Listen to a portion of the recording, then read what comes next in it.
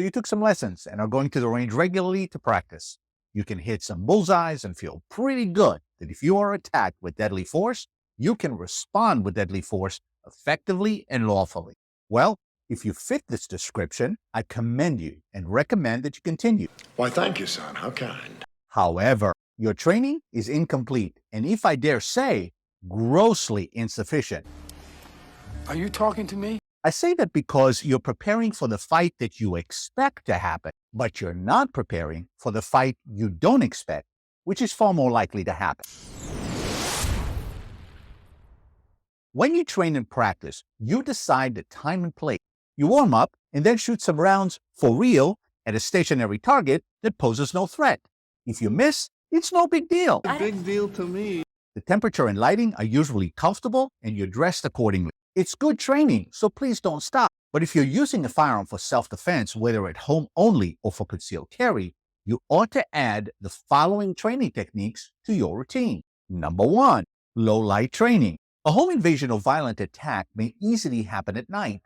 You may have to respond to home intruders out of a dead sleep or an attacker following you to your car at night. If you can't see well, your situational awareness, muscle memory, and feel have to be spot on to deal with that attack. My perspective is spot on. Number 2, force-on-force training. If you have to wrestle an attacker, you don't only have to stop them from using their weapon if they have one, but also prevent them from taking yours and using it against you. Getting to your gun will be much harder while wrestling, even harder if it's in a purse or backpack. How do you know it's in my purse? Number 3, non-lethal weapons. If you carry a firearm in public, you ought to be carrying a non-lethal alternative. Using lethal force may not be necessary, and if your only chance of survival is a gun, you're going to face a tougher legal battle. Carrying pepper spray, a tactical pen, flashlight, stun gun, or having martial arts skills are all good alternatives. But do you know when and how to use them? Whichever you decide to carry, train to take them out of where they are, for example, a pocket or purse, without looking and as fast and smoothly as you can, and put them into action effectively and lawfully. And how long will that take? Number 4, defending from inside a car. Road rage is all the rage these days. In fact, it is the number 1 cause of self-defense gun use. So knowing how to legally and effectively defend yourself with a gun inside a vehicle is probably a good idea. You ought to know how long it takes to reach your firearm wherever in the car it is, how shooting through the windshield and door window will impact the trajectory and force of the bullets in your gun, the noise level, the presence of other passengers, etc. It's quite different from shooting at the range. It can't be that bad. Number 5, shooting from different positions. A violent attack can occur while you're standing at a Starbucks waiting for your Frappuccino, sitting in a booth at a restaurant, or kneeling in prayer at your house of worship. If someone barged in and started shooting, will you know how to react? Can you shoot back from behind your table or pew in a room full of people? If you had to hit the ground, could you shoot laying on your belly, your back, or your side? Did you tell them I've watched John Wick and John Wick 2 so many times? I can assure you that it takes some getting used to. For some of you, that may be difficult if you have physical limitation, so work with what you have and do what you can. Anything is better than nothing. Number 6, moving from room to room. If you have young kids at home, their rooms may be on the other side of the house or on a different floor. In the event of a home invasion, I suspect your top priority is to get to your kids and protect them. To do that, you may have to maneuver around the house. You don't want to just grab your gun and barge out of your bedroom and run to theirs without knowing who is in the way and how to deal with them. If you become a victim, your family may become undefended. So learning how to move through your house quickly, safely, and hopefully undetected with a gun in your hand is essential. Do I sound like a Ninja Turtle?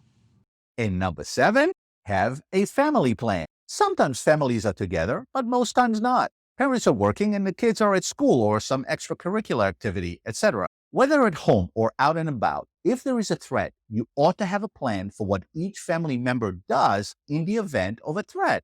For example, have a code word everyone knows to alert the others of danger. When it is said, who grabs the gun? Who calls 911?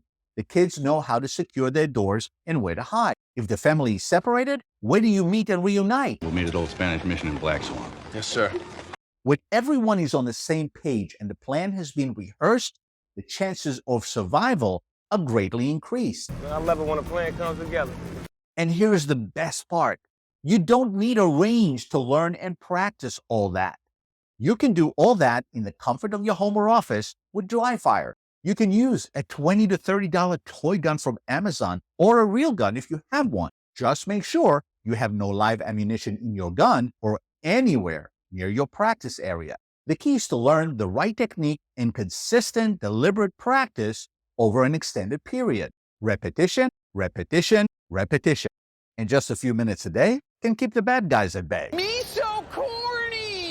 Now, some of you listening to this may feel that this is overkill. I don't blame you. I thought so too when I first started my firearm journey. However, having been a victim and now being a family man in an unstable world, I have and want the responsibility of doing what I can to protect my family should the need arise. Like you, I work long hours and want to spend time with my family having fun and showing them love, not being paranoid and overprotective. I do a little at a time as I am able to learn new skills, practice a couple of times a week, and teach my family when and if they're willing to learn. Yeah, well, good luck with that. We all get bogged down by life and postpone things we know we shouldn't. But it only takes once to make you wish you had it. If you enjoy this video, please smash that like button, subscribe to the channel, and watch the next video right here. Train hard, often, and safely, and I'll see you at the range.